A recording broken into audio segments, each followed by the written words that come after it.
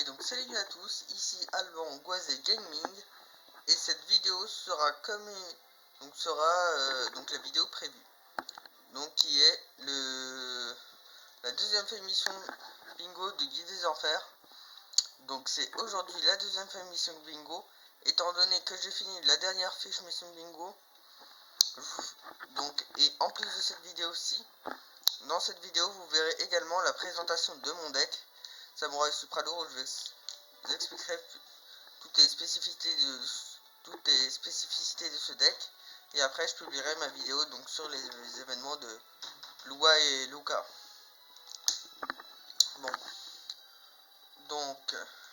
Je vous l'avais déjà expliqué un petit peu l'événement, donc on passe vite fait. Donc je ferai en off toutes les feuilles Mission Migo. Je vous demande également de vous abonner à ma chaîne, car cela vous permettra d'être au courant quand je vous présenterai la vidéo de l'événement de Kite qui sera prévu pour demain. Et donc là on va passer à la decklist du deck Samouraï Supra Lourd. Voilà. Donc en fait, comme vous verrez dans mes vidéos d'événements Lua et Luca, comme je vous ai expliqué dans le guide, ce qui est important c'est entre l'attaque c'est si l'attaque du monstre est supérieure à la défense du monstre adverse, ou si l'attaque est supérieure à l'attaque du monstre adverse. Donc si l'attaque est supérieure à l'attaque du monstre adverse, l'adversaire recevra les dommages en tant que point de combat. Et si certaines cartes le spécifient, comme le Cyberdragon Ultime, si une attaque supérieure à la défense, c'est qui inflige des dommages de combat perçants, voilà. Ou comme par exemple ce petit Persam. Donc je vais vous faire la présentation de ce deck. Donc ce deck c'est un deck qui peut être débutant. Donc là j'ai la version pas, il y a deux versions que vous pouvez faire. La version pas optimisée sans compétences. Ça, le but de ce deck c'est d'augmenter assez rapidement les niveaux de vos personnages. Et avec la compétence donc que j'ai, donc avec en jouant Théa Garner DSOD, j'ai la compétence charge de la défense, donc ça qui vous permet d'augmenter vos rangs en classé.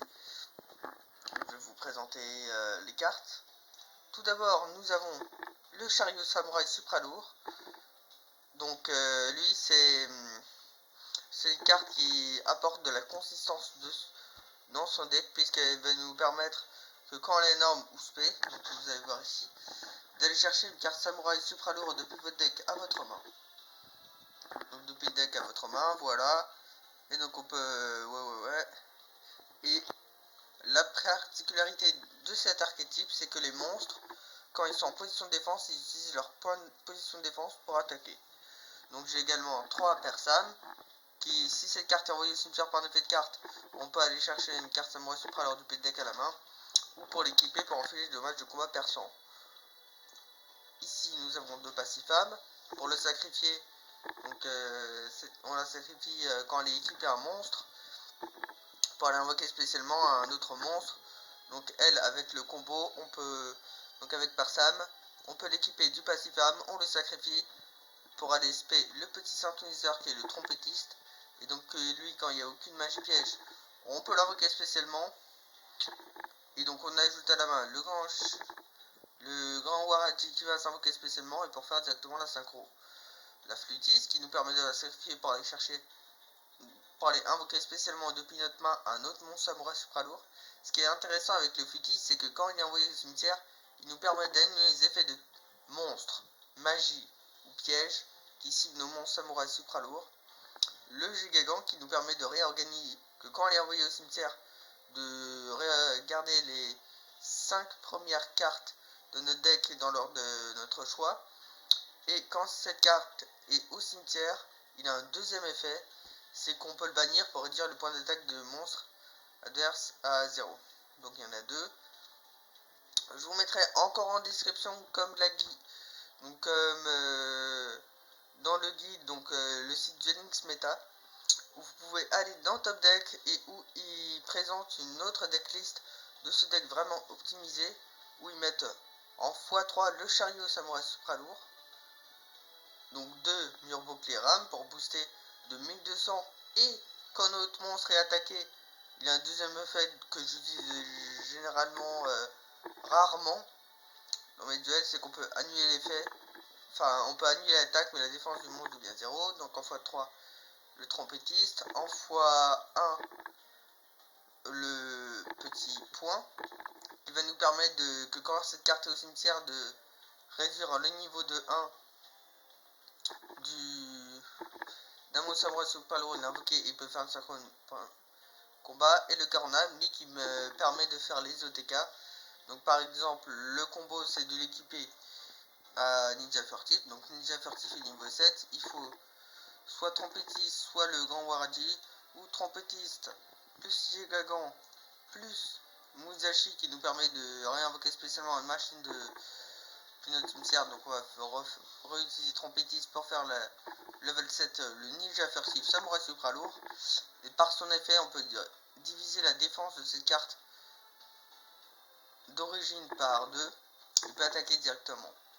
Donc avec le mur bouclier Aram, ça fait 2600, et le cornam, ça fait 2 fois 2600. Donc comme tous les jeux ont 4000 points de vie généralement, donc ça va faire petit OTK. L'ogre Shutendoji qui est également utile pour détruire toutes les cartes magie et pièges contrôlées par l'adversaire, et dans certaines situations également le bec cubique qui nous permet de réduire, d'augmenter son attaque de 900 défense.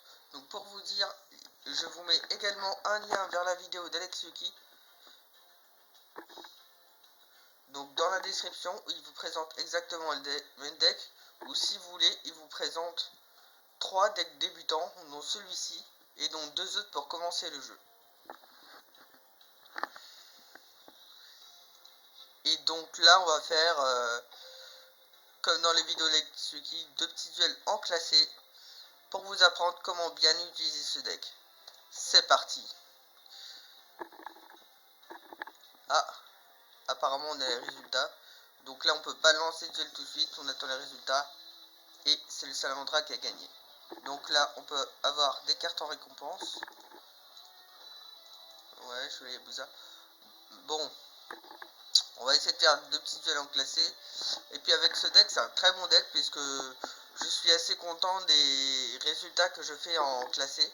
Donc hors cet événement, j'ai des résultats en classé qui sont plutôt bons. Donc je vous invite à faire ce deck. Donc Arcana, donc avec Magicien Sombre. Donc là, dans cette duel, je vais vous apprendre comment... Voilà. Voilà, donc mes cartes c'est celle-ci. Donc là, généralement, on va poser le Gigagon et on va terminer le tour. Donc Arcana, il joue plus généralement avec un deck Magicien des Ténèbres. Mais comme il a été nerf, ça va sûrement être le deck Banlist. Oh, il pose un monstre et il termine son tour.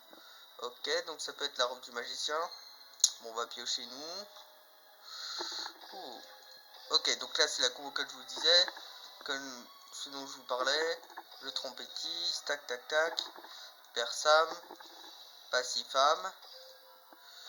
Donc là on va aller invoquer spécialement le grand Waraji en mode attaque. Pour vous dire également que dans mes duels, il y a une option qui nous permet de passer les dialogues de nos personnages. Donc comme quand ce sera fait sur Genshin Impact. Et je vous demande de vous abonner pour être au courant de 2 vidéos que je ferai sur Genshin Impact. Une vidéo pour vous parler plus en détail des mises à jour apportées par la 1.2 de ce jeu.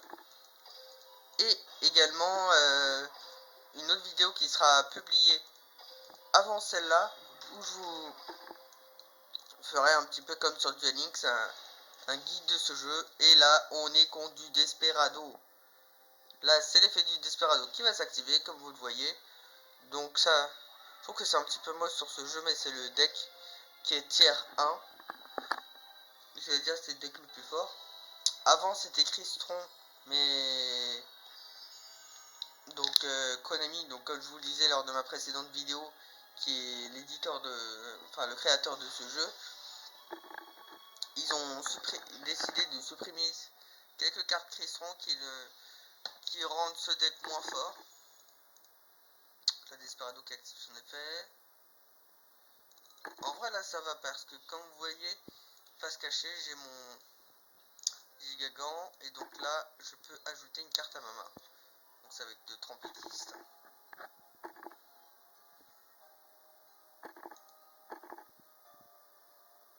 Bon, finalement, pour éviter que la vidéo soit trop longue, ça va être le seul duel de l'archétype. Comme ça, vous verrez un petit peu le genre. Mais si vous voulez plus de vidéos, je vous recommande vraiment le lien vers Alexuki. En plus, donc il fait comme moi, il stream, enfin il fait des vidéos sur Genshin Impact et c'est la meilleure qualité comparée à moi. Je dois le reconnaître. Ok, donc là on va aller ajouter des petites cartes. Et donc là, on va le terminer. Ça va faire 1000. Ouais, oui. Ok, donc t'annules. Pas du tout. Là, on va équiper le mur bouclier rame.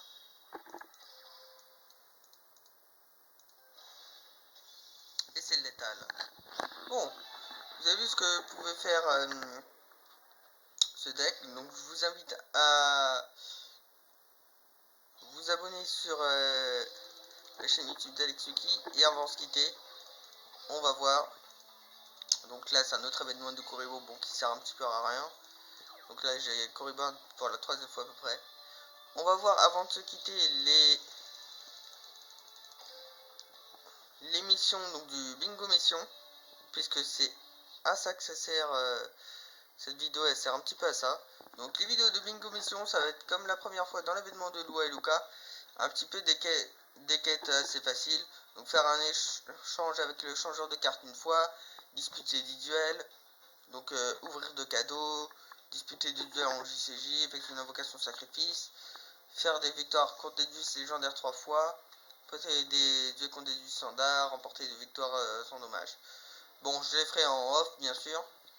Et donc je vous demande de vous abonner à cette chaîne, puisque demain je vous ferai la présentation du nouvel événement, l'événement de Kite. Et comme vous allez le constater, il y aura également une nouvelle manche demain. Donc ça c'est... Je sais pas où vous l'avez affiché, mais moi je l'ai vu. Donc demain, nous aurons également... Je sais plus où j'ai vu...